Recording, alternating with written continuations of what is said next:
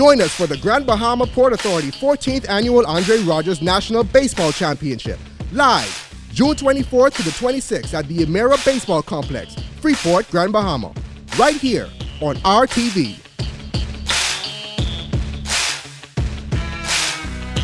Good evening, Bahamas. Coming up tonight, the Port Charlotte Member of Parliament blasts government performance over the past 4 years. An F&M MP addresses concerns about the upcoming convention. That story straight ahead on our news. The former chairman of the Bahamas Electricity Corporation calls the move to new management a bad one. A pastor calls a judge's comments on same-sex marriage ill-advised.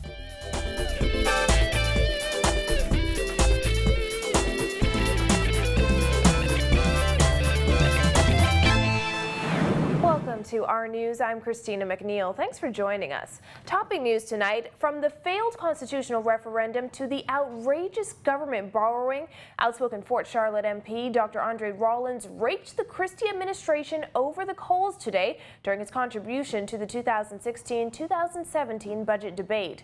Rollins asserted that Prime Minister Perry Christie now has zero currency with the Bahamian people, whom he urged to fire the entire Christie cabinet in the next general election.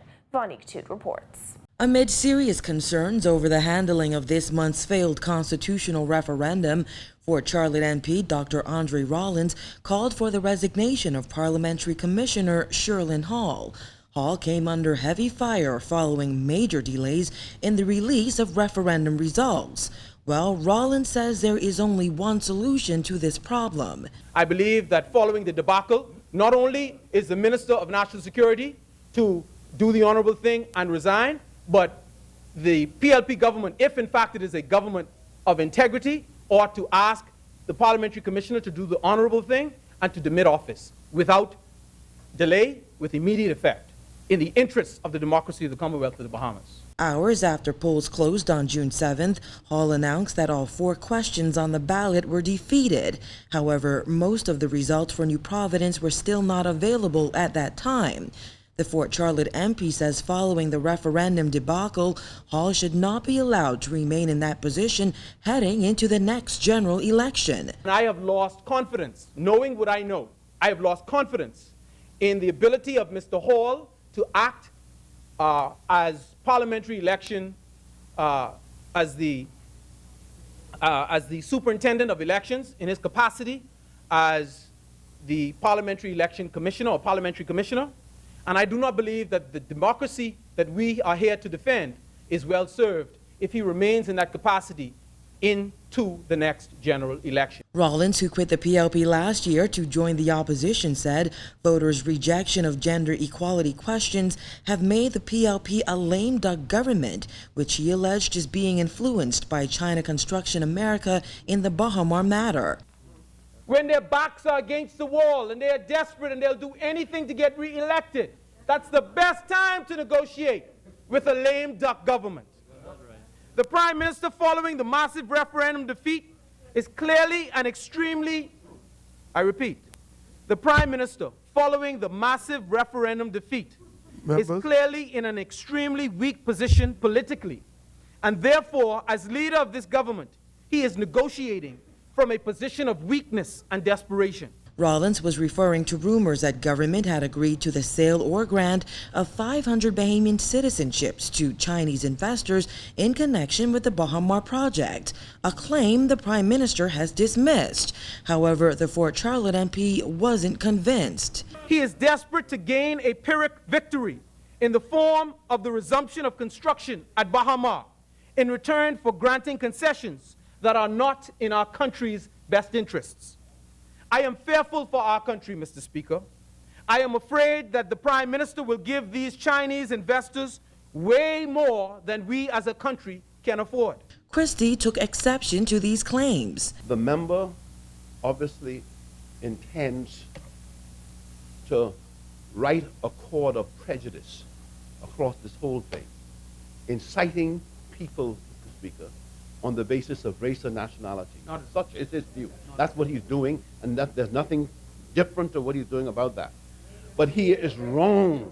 He is wrong to assert, because the records of the government of the Bahamas, the records of the courts of the Bahamas would show there's no delay, no intention to frustrate, no intention to deceive, but an intention to get the best result for the Bahamas. The Prime Minister concluded with this apology. I really have to apologize to the country for making the mistake of putting the Member of Parliament in the position to be a Member of Parliament.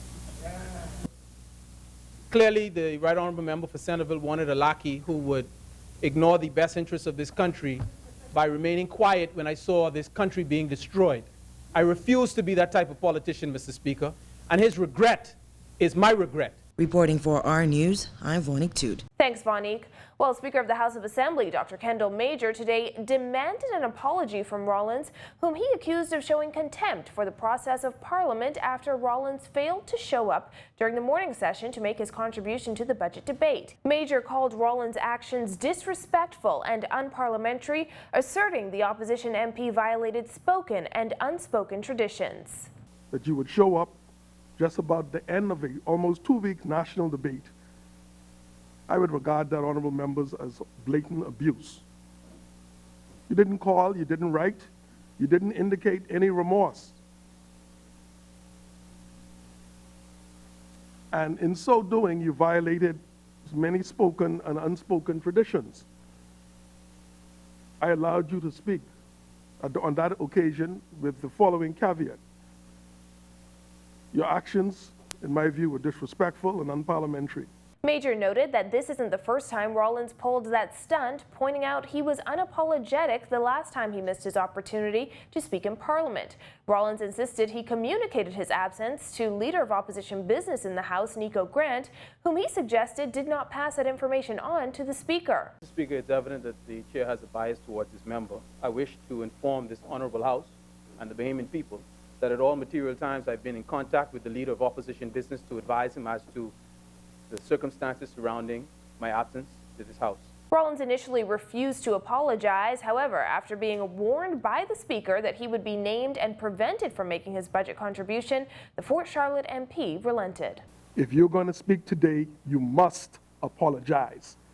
That word is final. Mr. Speaker, I can produce the electronic communication. You're not going to speak unless you apologize. Take your seat.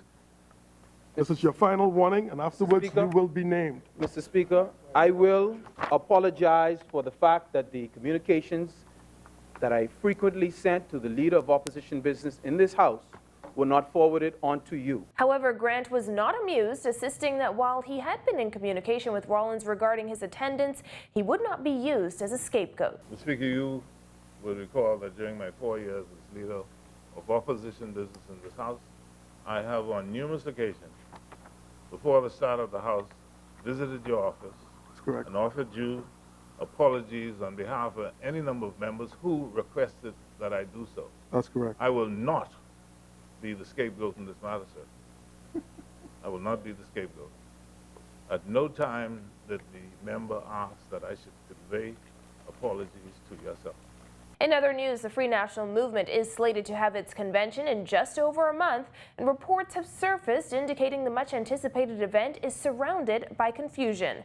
Well, Long Island MP Loretta Butler Turner is calling for the party to get it together before a shadow of a doubt is cast over the convention. Jasmine Brown has more in this report. Butler Turner says despite what's being reported, she is confident that the convention will go ahead as planned. It has been approved by the Central Council of the F&M, so I have no doubt that it will be going forward. The former F&M deputy leader says while she is not aware of the specifics, she believes the issues need to be addressed as soon as possible. I am not aware of all that is going on, but if that is in fact the case, then clearly we have an issue with organizing a convention. We've got to look at the officers and the leaders of the convention and see why we're having so many issues. In an article published in Thursday's Nassau Guardian, it was revealed that the party's convention planning committee has been left in the dark with no idea as to how to move forward. Butler Turner says the party must lead by example and ensure the convention and electoral process is above reproach. If we're going to a general election in our country, We want to know that the Parliamentary Registration Department has got everything in order. If we're going to a convention in our political parties, it is only right that everything is in order. If we don't have things in order, it opens doors for questionable actions. The F&M plans to hold a 3-day convention beginning July 27th. It was pushed up from November following reports of an ultimatum by 6 F&M MPs who threatened to write a letter to the Governor General and have opposition leader Dr. Hubert Minnis ousted. So, will Butler Turner run for a leadership position at the party's convention? The Long Island MP gave this response. We'll soon know what I'm going to do. Reporting for our News, I'm Jasmine Brown. Thanks, Jasmine. In the wake of rolling blackouts in recent days, former chairman of the Bahamas Electricity Corporation, Leslie Miller, is calling the decision to hand over management of Bahamas Power and Light to Power Secure a bad move. Thousands of Bahamians were left without electricity on Wednesday due to outage rotations by BPL to help offset the fact that the corporation could not meet customer demand. The Tall Pines MP says given the ongoing challenges, he says it's clear that surrendering the day-to-day management of Bahamas Power and Light has done nothing to improve its operations. I haven't seen them brought anything new to the table that make me feel good that this company could have done a better job than Bahamians could have done. We need to have faith in ourselves. The government said to have faith in Bahamians, have faith in your country. They need to do the same thing. Have faith in Bahamians. Miller says the former board had come up with its own plans to improve services. Miller said these plans were halted once the government decided that it would be better served by passing off management of the corporation to the American firm. I don't understand why this new company hasn't gone into a long-term contract yet with a major supplier for fuel when BEC spends in excess of $300 million a year on fuel. I don't get it. You know, I just want to again congratulate the board that we had. We had it right. We had a plan in place. However, we wasn't able to execute it. You know, you're bringing these people to execute it. And the first thing they want to do is come with a 15% increase on the cost of energy.